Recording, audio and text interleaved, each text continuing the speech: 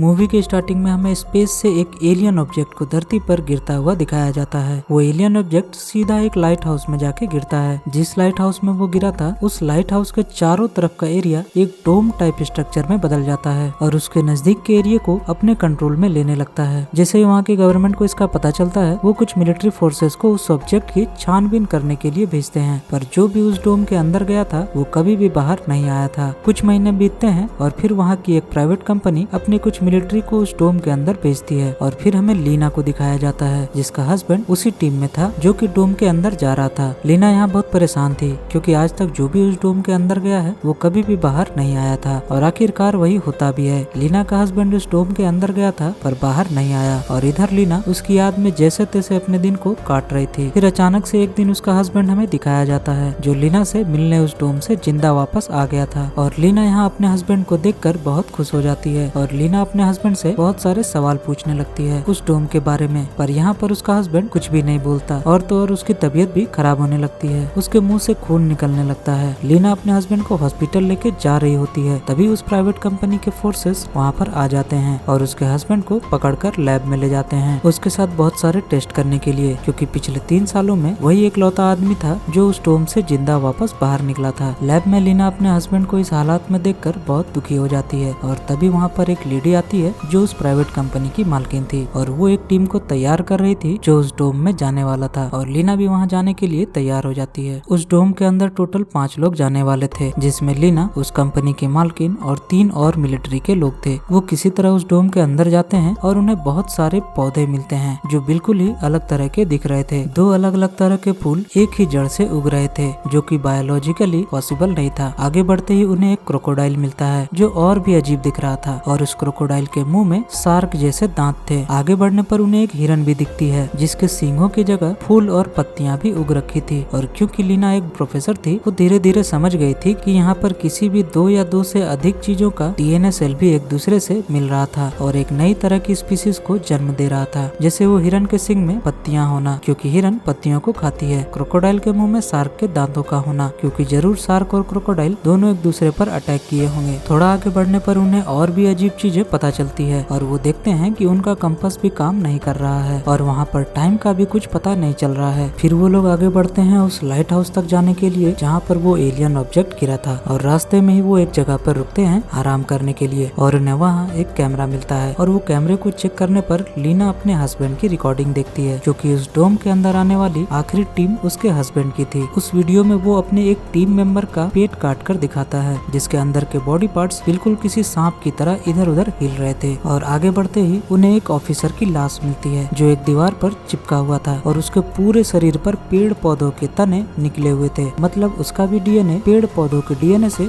जुड़ गया था। वो आगे बढ़ते हैं तभी वहाँ एक भालू उन पर अटैक कर देता है और उनमें से एक को उठाकर अपने साथ ले जाता है और अगले दिन लीना को उसकी लाश मिलती है जिसके शरीर का कुछ हिस्सा भालू ने खा लिया था। वो सारे लोग ये देखकर डर जाते हैं। फिर वो लोग आगे बढ़ते हैं और रात में एक जगह पर आराम करने के लिए रुकते हैं और अब उनमें से एक मेंबर पर भी डीएनए म्यूटेशन का असर होने लगा था। वो धीरे धीरे पागल होने लगी थी और फिर वो अपने साथ आए सभी लोगों को बांध देती है और उसे लग रहा था कि लीना ने ही उसके मेंबर को मारा था, पर दरअसल वो खुद पागल हो रही थी। फिर तभी वहाँ पर वही भालू फिर से आ जाता है और वो भी म्यूटेशन का शिकार हो गया था। वो जब भी चिल्ला रहा था उसके अंदर से इंसानों जैसी आवाजें आ रही थी जो हेल्प हेल्प चिल्ला रही थी क्योंकि उस भालू ने उसके एक मेंबर को मार कर खाया था। फिर जैसे तैसे वो लोग खुद को छुड़ा लेते हैं और उस भालू को मार देते हैं। अगली सुबह वो लोग आगे जाने के लिए उठते हैं और उन्हें उस कंपनी की मालकिन अपने साथ नहीं दिखती और वो भी गायब हो गई थी और अब सिर्फ 2 लोग ही बचे थे और अब वो दोनों लोग आगे बढ़ते हैं और जैसे ही वो लोग लाइट हाउस के नजदीक पहुंचते हैं वो देखते हैं कि उनके एक साथी के शरीर पर पौधे उगने लगे थे और इसका मतलब साफ था कि उसका शरीर भी म्यूटेशन से बच नहीं पाया और वो लीना को अकेले ही आगे जाने को कहती है। और अब लीना जैसे ही उस लाइट हाउस के पास पहुंचती है उसे बहुत सारे लोगों के कंकाल मिलते हैं जो कि लाइट हाउस के बाहर पड़े हुए थे और ये सारे कंकाल उन लोगों के थे जो उनसे पहले यहाँ रिसर्च करने के लिए आए होते हैं। अंदर जाने पर लीना को एक जली हुई लाश मिलती है और उस लाश के सामने एक वीडियो कैमरा भी होता है और लीना जब उस कैमरे में वीडियो को देखती है तो उसे कुछ फुटेज मिलते हैं उसके हस्बैंड के और हमें पता चलता है कि उसका हस्बैंड भी वही एलियन डीएनए से म्यूटेट हो गया था और वो उस एलियन को भी देख चुका था जो दूसरी दुनिया से आया था। वो धीरे धीरे पागल हो रहा था और आखिर में वो इन सब से छुटकारा पाने के लिए खुद को बम से उड़ा देता है और ठीक पीछे से उसका डुप्लीकेट वहाँ आता आता है और ये कोई और नहीं बल्कि वही म्यूटेटेड एलियन डीएनए सेल्स हैं जो कि उसके हस्बैंड की कॉपी थी। आगे बढ़ते ही लीना को एक छोटी सी गुफा दिखाई देती है जिसमें वो एलियन रह रहा था और उस गुफा के अंदर जाते ही वो कंपनी की मालकिन को देखती है जो रात में ही वहाँ पर पहले आ गई थी और अब वो भी बहुत ही अजीब दिख रही थी। म्यूटेशन के कारण उसके आंखें भी नहीं थी और वो एलियन में बदल गई थी।